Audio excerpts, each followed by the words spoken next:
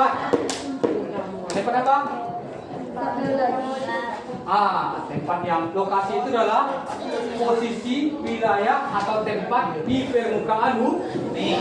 Jadi lokasi itu menunjukkan tentang tempat. Lokasi menunjukkan tentang tempat.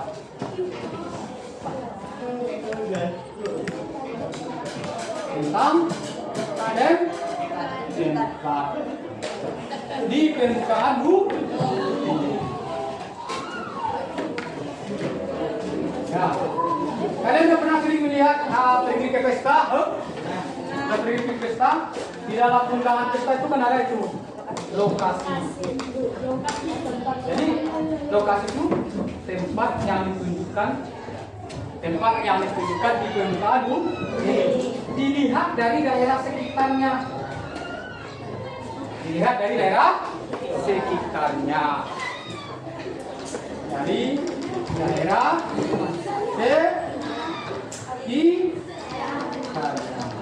Contohnya tadi apa? Lokasi pesta, kan ada sering kita lihat tuh.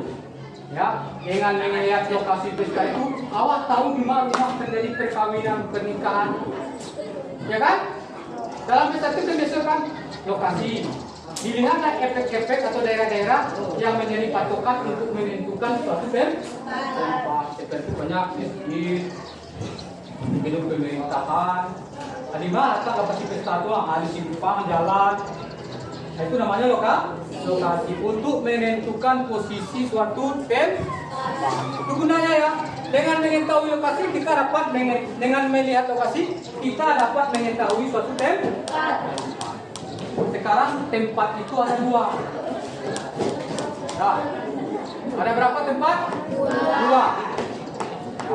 Atau ada lokasi itu kapan kita bagi atas 2. Ya.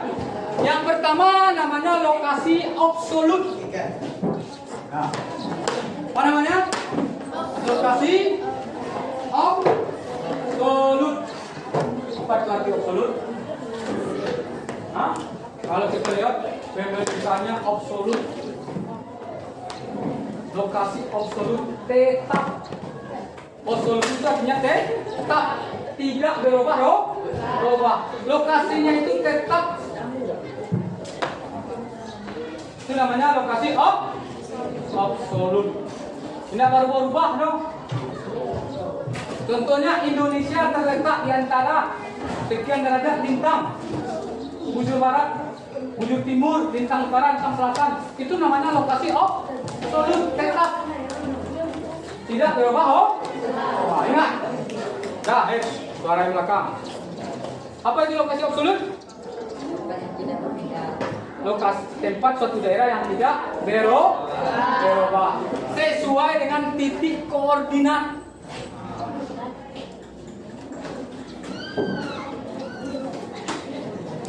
Lokasi yang bersifat tetap, ya. Bersifat apa tadi? Tetap. Suaranya yang belakang. Berdasarkan koordinat. Di peta kan ada titik koordinat tuh, garis bujur dan garis lintang. Garis bujur dan garis lintang itu berapa ya? Tidak. Itu makanya lokasi absolut itu lokasi yang tetap berdasarkan titik koordinat garis bujur dan garis lintang. Apa itu garis bujur?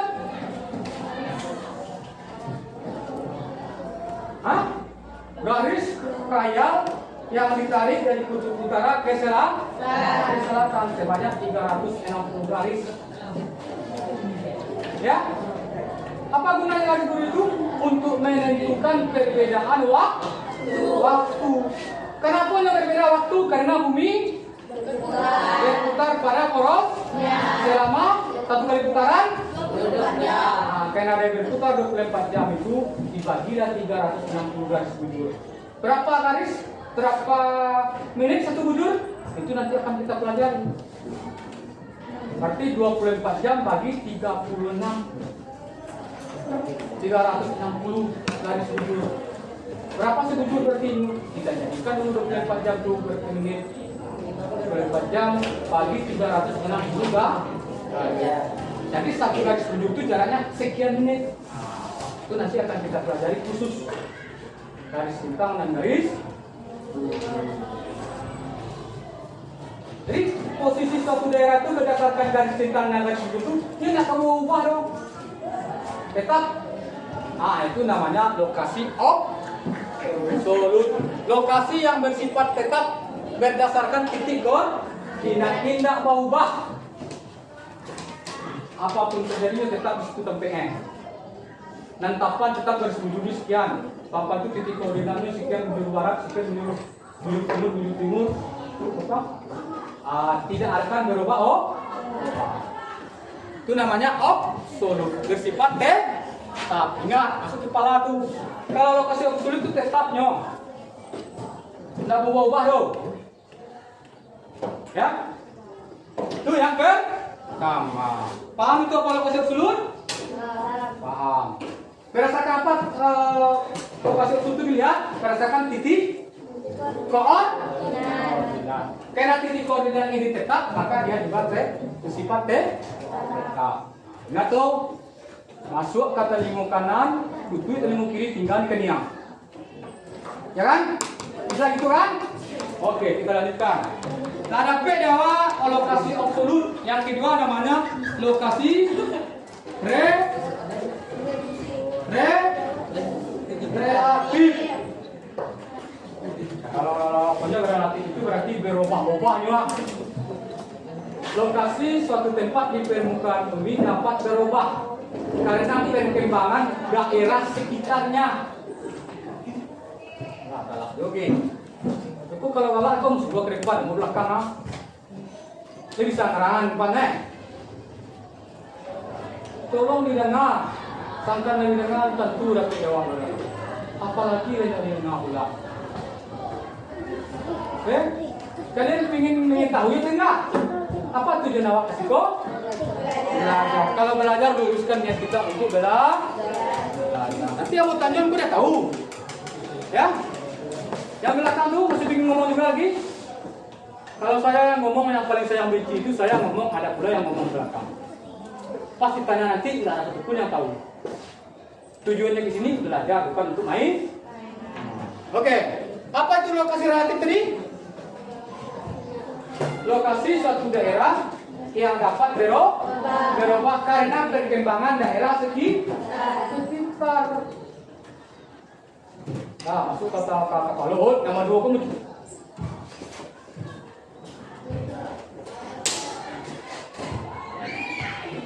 Kamu tinggi lah. Kamu udah takut orang baik kalian udah. Kamu lapor orang baik. Oke, bisa diam? Apa mengecek sekali dua kali ni aja tahu. Alah 3 kali masih cuma itu aja. Kenapa tujuan kalian beraja kau tidak? Hah? Beraja kan? Beraja wah. Apa tujuan awak tu? Itu lagi apa? Tak ada macam-macam lah. Oke? Bisa tu yang berdua tu? Bisa? Berang apa? Hah? Kalau nak berang. Tujuan apa belajar kalian kan ikhlas karena mau supaya kalian tahu pintar. Ada macam-macam lah. Oke? Itu mau tanya kurang tahu atau kurang jelas nanti tanyakan. Terlalu capek sabitan. Oke? Apa itu lokasi relatif ya? Lokasi yang dapat berubah, ya. Lokasi yang dapat berubah. Lokasi yang dapat berubah, ya. Sesuai dengan perkembangan daerah sekitar.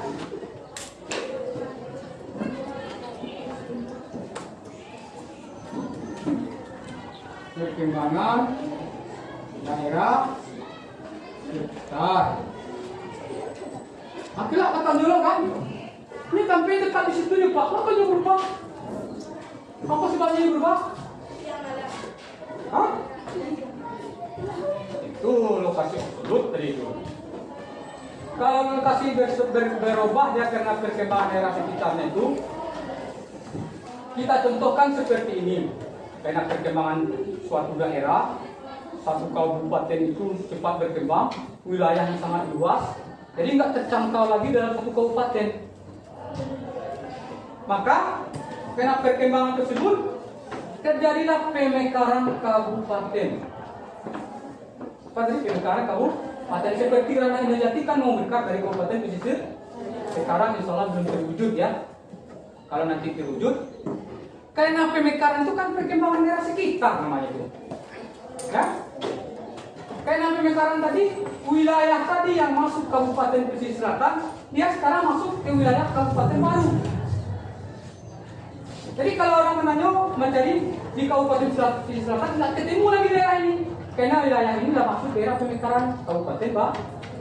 Itu namanya lokasi relatif bisa berubah sesuai dengan perkembangan zaman. Karena pemekaran, ya, perkembangan wilayah, pemukiman dan lain-lain. Contoh, tinggal dulu di Kota Bulai, kan? Dulu Kota Bulai itu waktu baru-baru disiko, itu termasuk kecamatan Basa Ampe Bulai. Ini kecamatan apa namanya? Ranah Ampe Ulu Tapan. Jadi dulu kalau dicari Kota Bulai itu di kecamatan nama sampai Balai Tapan, Pasoboknya di peta. Tapi kalau kini dicari Ranah Kota Bulai itu masuk Kabupaten Basa Ampe Balai, nggak ketemu ya.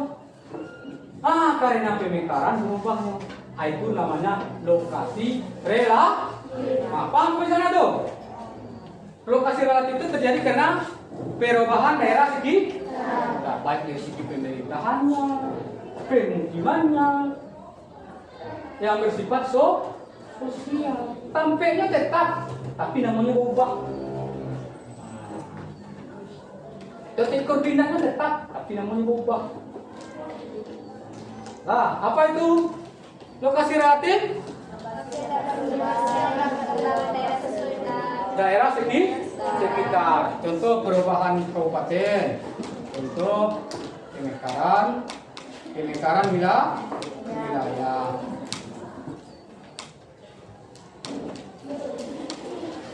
Dengan pembentukan kabupaten baru.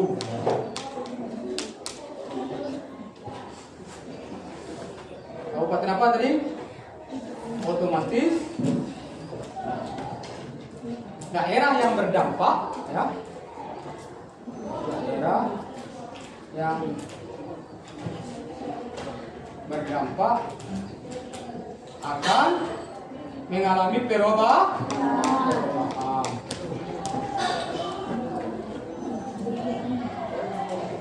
Itu dia perubahan relatif tuh. Bisa kalian memahami perbedaannya relatif dengan solut tadi. Kalau nggak masuk apa kalau solut, tetap berdasarkan titik koordinat. Tidak kamu ubah dong. Kalau relatif bersifat berubah sesuai dengan perkembangan daerah sekitarnya. Contoh dulu awak ada punya rumah di Ayah Batu.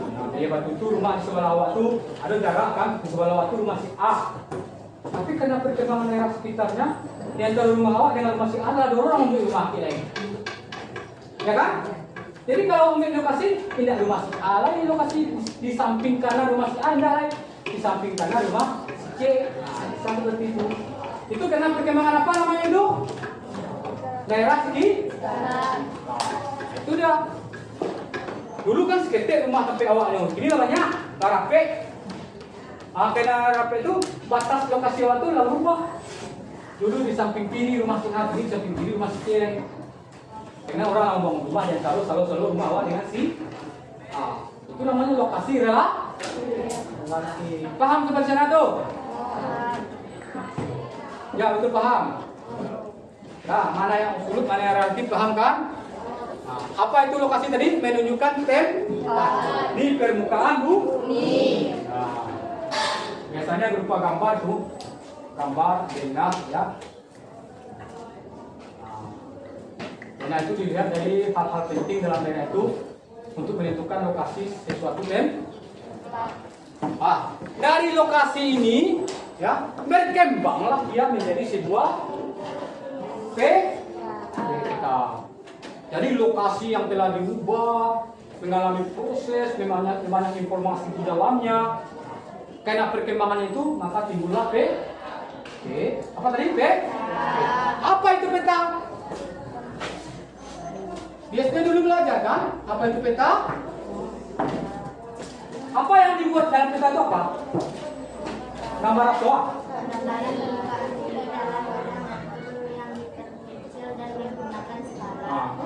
Udah dicatat kemarin kan? Udah. Jadi peta itu gambaran permukaan bumi. Nah, di dalam bumi gambaran permukaan bumi. Saya catat kemarin ini. Gambaran permukaan bumi ya. Dalam bidang datar. Bidang datar yang diperkecil dengan menggunakan skala.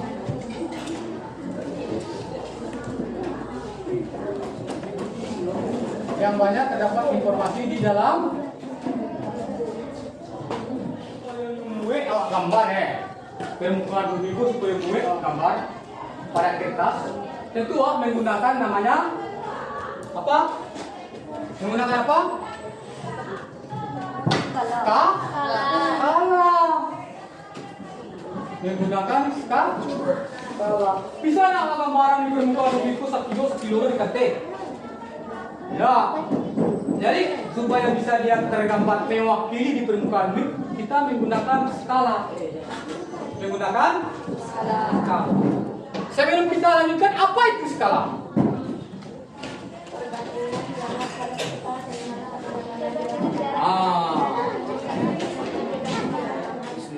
Perbandingan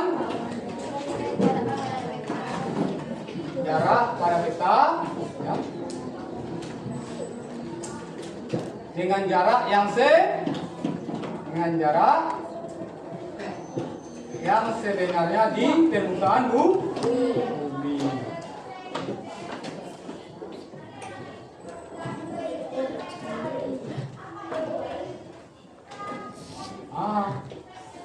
Jadi mewakili skala itu adalah perbandingan jarak yang awak buat pada kertas itu pada peta dengan jarak yang sebenarnya di permukaan bumi. Mewakili jarak yang sesungguhnya. Contoh ya, kalau kita lihat contoh dari skala itu ya. 1 berbanding 100.000 cm. Skalanya 1 berbanding 100.000. Berarti apa ini artinya ini? 1 cm pada peta sama dengan 100.000 cm di permukaan bumi. Itu dia. 100 cm ini sama dengan berapa meter? 100.000 berapa meter? 1.000 meter. Bagi itu lah 1 kilo itu kan 1.000 meter. Ya. Berarti 1 cm sama dengan 1 kilometer di permukaan bumi. Itu dia skala. Perbandingan jarak pada peta dengan jarak yang sesungguhnya di permukaan bumi. Kalau kita lihat skala itu dalam peta itu kan ada dua seperti itu. Ada skala angka, ada skala garis. Itu sama fungsinya tuh. Kalau garis menunjukkan jaraknya itu ada garis-garisnya. Kalau angka perbandingan seperti ini dia 1 banding 100.000, 1 banding 1 juta, 1 banding 2 juta. Tergantung besar kecilnya peta. Nah, paham itu apa skala? Jadi skala itu ada dua kan? Ada nama skala angka, ya. Skala angka, suaranya ya. Contoh 1 banding 100, Ada namanya skala garis. Nah, skala garis ya, berbentuk garis. Nah, ini ya. Ini 1, ini kan 2, 3, 4, 5. Ini perbandingannya 1 km, 2 km, 3 km, 4 km, 5 km. Artinya apa? Yang di atas ini jarak yang di peta, yang di bawah ini jarak yang sebenarnya di permukaan berarti 1 cm ya, sama dengan 1 km di permukaan. Ini namanya skala garis. Berbentuk garis kita bikin. Jaraknya 1 cm, di atasnya jarak yang di peta, yang di bawahnya jarak di permukaan. Jadi ada berapa skala tadi? 2. Ada skala angka, ada skala garis. Fungsi keduanya sama ya?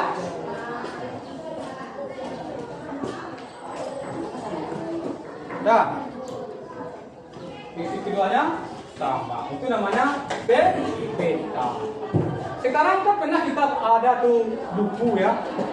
Buku yang isinya di dalam peta. Beberapa peta. Apa namanya? Buku apa itu namanya? Apa namanya itu? Hah? Kalian beli di minimarket ya apa? Ada di dalam isi itu peta. Ada peta Indonesia, peta Asia Tenggara, peta benua. Apa namanya itu? Banyak lembar-lembar peta di dalamnya. Apa nama judul petanya itu? Globe itu gede ini. Globe namanya. Kalau dalam bentuk buku apa namanya itu? Peta dalam bentuk buku. Hah? Nggak tahu nak? Nggak pernah. Alah, ilahi. Kelas 7 dulu kalian punya peta-peta dalam bentuk bukunya. Apa judul di atasnya di bawah sana tuh? Hah? Kumpulan dari peta-peta di dalam tuh. Ini. Apa namanya itu? Wah, sangat tahu. Hah? Apa namanya? Hah? La ilaha illallah. Jadi apa itu atlas? Peta yang di buku. Kumpulan dari peta yang dibukukan. Kumpulan peta dalam bentuk buku. Bentuk buku. Berarti atlas dunia. Atlas dunia. Isinya peta-peta yang ada di dunia. Baik berdasarkan negara, baik berdasarkan kawasan, baik berdasarkan keseluruhan. Paham itu atlas itu apa? Peta yang di buku. Kan sampai mal dulu anak kelima tahu itu. Atlas itu peta dalam bentuk buku. Awak tahu dong. Kumpulan peta dalam bentuk buku. Banyak tuh di pustaka ada tuh.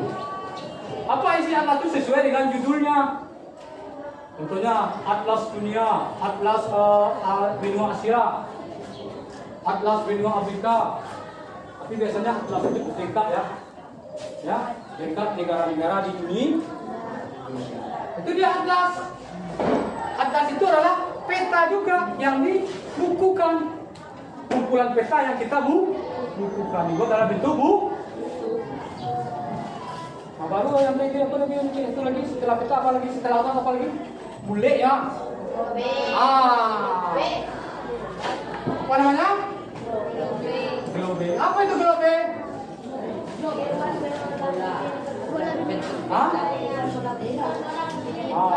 Tiruan bola bumi yang diperkecil.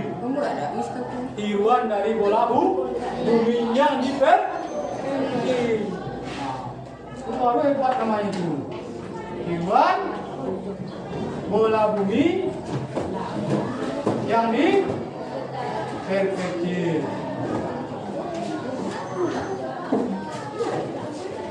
Tuhan. Baik itulah bentuk bola bumi itu dipetik. Kalau duit kadang tahu gue, sampai kiamat terus siksa dong. Kalau duit yang sesung, di tiruan bola bumi yang menggunakan skala dia, ya tergantung besarnya. Oke ya, tiruan bola bumi yang paham itu apa itu be? Paham itu apa atlas? Paham itu apa? Peta? Betul paham? Kalau peta Indonesia berarti gambaran Indonesia di permukaan. Betul, kamu udah membuat peta Jepang. Gambarnya dibuat Indonesia, sesuai nggak? Kalau judulnya peta Jepang, harus gambar Jepang. Dilihat dari permukaan. Gambar Jepang di permukaan. Bumi yang diperkecil menggunakan skala. Kalau artinya diperkecil, berarti pakai skalanya. Kalau yang bude seperti apa itu bude. Kalau yang peta dan itu namanya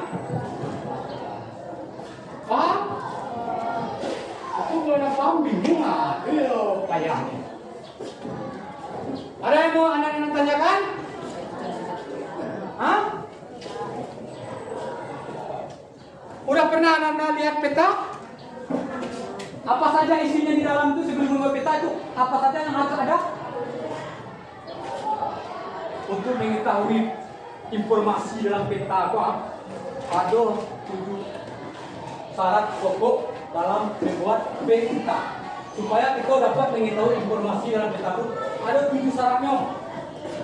Kalau ada 7 syarat tidak mengerti dengan peta itu, kita tidak akan mengerti melihat peta. Karena peta itu terdiri dari simbol, warna, legenda. Kalau itu temu di peta, tipe di lapangan Kadang-kadang kalau temu ada garis merah jalan kan. Itu mewakili jalan raya. Tahu ada legendanya.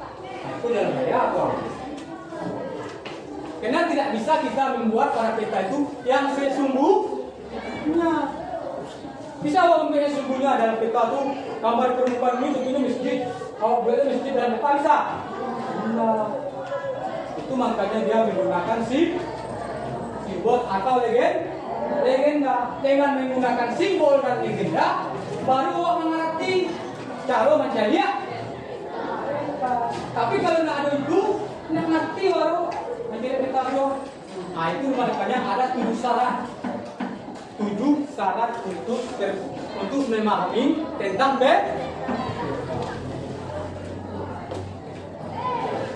apa 7 syarat itu dicatat kemarin?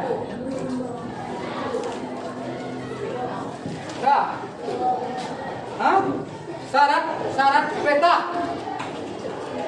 Apa namanya? Syarat peta.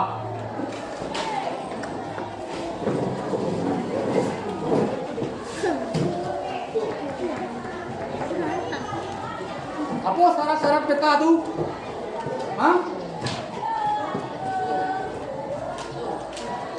Dan bersuara lain. Atau disebut dengan unsur peta. Harus ada dalam peta. Apa yang pertama sekali yang harus ada? Judul peta. Tidak ada judul, tahu apa peta foto? Apa itu judul peta? Apa itu judul peta? Menunjukkan, ada catat. Kan udah catat itu. Menunjukkan apa? Menunjukkan isi dari peta.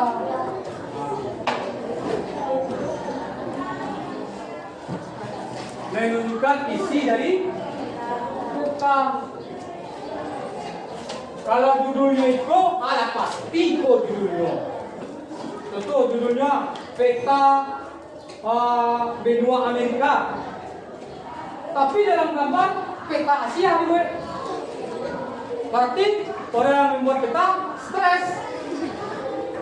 Ya, tidak sesuai judul dengan ini. Jadi dengan melihat judul, ya, kita dapat mengetahui isi peta. Maka itu yang pertama sekali syarat kalau membuat peta, yaitu judul peta.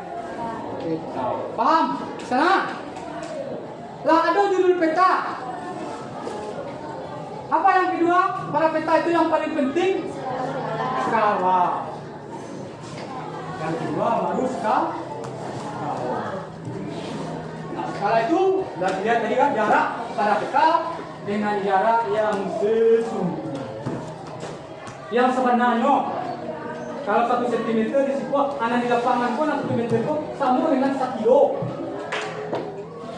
Karena tidak bisa dibuat yang 1 kilo itu dong. Sudah skala yang jarak pada peta dengan jarak yang sebenarnya di permukaan bumi. Ada dua tadi ya. Apa namanya tuh? Kalau pada peta itu ada dua, kita lihat skala angka dan skala garis.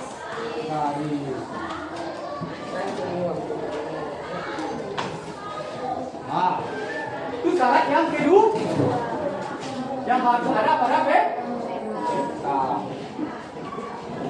Setiap peta itu pasti ada skalanya. Kalau nggak ada skala itu nggak tahu orang membandingkan jaraknya nanti. Pokoknya dalam peta itu ada sebuah kota A dengan kota B. Nah, ditarik di roll kan berapa sentimeter jaraknya. Sebenarnya jaraknya itu antara kota A dengan kota B itu 4 cm. Kalau 4 cm ditengok skalanya. Berapakah jarak antara kota A dengan kota B? Tengok skala. Kalau skalanya 1 banding 1 cm sama dengan 100.000, berarti 4 cm sama dengan 400.000.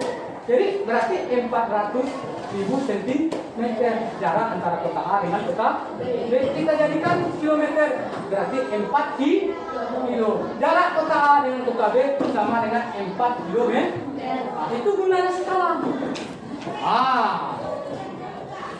Apa sabui tadi kan? Paham apa itu skala? Hei. Perbandingan jarak yang sebenarnya jarak yang di peta pada dengan jarak yang sebenarnya untuk menentukan jarak yang sesungguhnya. Ini ya. Ada skala angka, ada skala harus ada pada peta. Karena tidak bisa loh peta dong. Kalau ada skala dong. Itu syarat yang kedua. Yang ketiga apa lagi? Simbol. Apa itu simbol? Simbol itu banyak macamnya ya. Ada simbol titik, simbol garis, simbol area. Ya, simbol titik, simbol garis, simbol area. Simbol warna. Simbol itu apa? Apa itu simbol? Simbol itu adalah objek ya, yang mewakili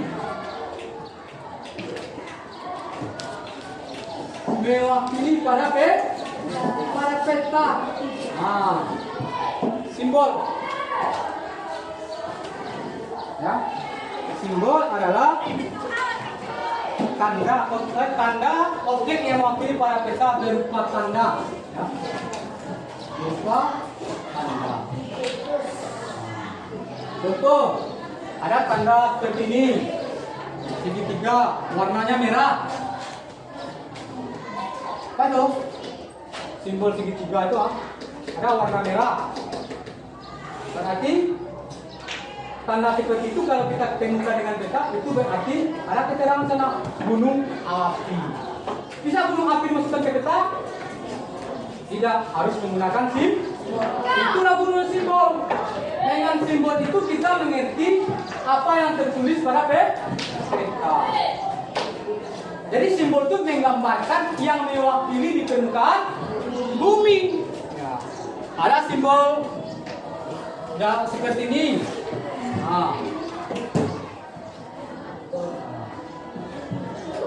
Ya, berarti garis 222 ada sejajar 22.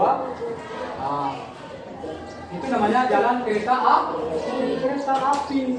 Nah, itu namanya simbol garis. Ada lagi simbol warna. Berdasarkan ketinggian, berdasarkan kedalaman. Contohnya kalau pada peta itu tergambar warna hijau. Ada tertulis itu kayak padi ya, tekstil itu berarti rawa atau dataran rendah. Jadi dengan melihat simbol awak tahu daerah itu terletak pada dataran rendah. Contoh pada peta lagi warnanya kemerah-merahan. Simbol warna kemerah-merahan berarti dengan melihat peta posisi itu terletak pada warna kemerah-merahan, berarti daerah itu terletak pada daerah dataran tinggi. Itu gunanya simbol. Tanpa simbol kita tidak akan mengerti melihat peta. Karena di peta itu bukan menggambarkan yang sesungguhnya. Paham saudara? Tidak menggambarkan sesungguhnya, tapi mewakili berupa tanda. Itu perlunya simbol itu, tanda-tanda pada peta yang mewakili objek yang sesungguhnya. Ya kan? Ya. Contoh lagi laut. Laut itu ada yang berwarna merah, warna biru muda, biru saja atau biru tua. Kalau warnanya biru muda, itu berarti lautnya dangkal. Kalau warnanya biru sedang saja, itu laut sedang. Ada biru tua, itu laut dalam. Itu simbol. Jadi orang dapat mengetahui, oh kita ini terletak pada laut dalam. Ini lautnya dangkal nih, kurang dari 200 meter. Ada yang 200 sampai 1.500 2.000 meter. Ada di atas 2.000 meter. Kemudian, jadi simbol itu harus ada pada P.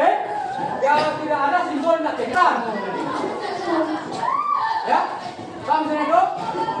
Apalagi yang ketiga yang harus ada, simbol ini nanti kita pelajari khusus. Ada simbol titik, simbol garis, simbol area. Ya. Simbol titik, simbol garis, simbol area. Nanti kita pelajari banyak simbol-simbol yang lain. Simbol warna. Ya, itu syarat yang ketiga. Yang keempat apa lagi? Yang ada? Orientasi peta. Apa itu orientasi peta? Hah? Orientasi peta itu apa? Hah? Arah. Kalau kita gambarnya peta itu arahnya adalah mana yang utara, mana yang selatan. Ini berkaitan dengan arah pada peta. Ada arah ini ya, utara, selatan, barat, timur. Ya, menentukan arah pada peta. Itu orientasi namanya itu. Ya, yang keempat apa lagi? Yang kelima? Simbol udah. Apa lagi selain simbol? Sumber peta. Itu harus ada dari mana awak untuk kita apa sumbernya. Ya. Tidak bisa peta itu dibikin-bikin yo, karena ada untuk membuat peta perlu sumbernya, banyak sumbernya itu. Pergi ke lapangan, melihat peta yang lain, posisi peta itu dalam lokasi petanya, sumber namanya itu. Melihat peta umumnya, kalau kita membuat peta khusus, sumbernya peta umum. Sumber dalam pembuatan peta. Ya, yang keempat, yang keenam. Garis astronomi. Itu dia tadi. Garis astronomi itu untuk apa gunanya itu? Menentukan peta-peta pada garis bintang dan garis bujur. Garis astronomi itu untuk menentukan lokasi peta secara absolut. Ayo lupa sekali. Peta secara berdasarkan titik garis bintang dan garis bujur harus ada itu dalam pembuatan peta. Kenapa harus ada itu?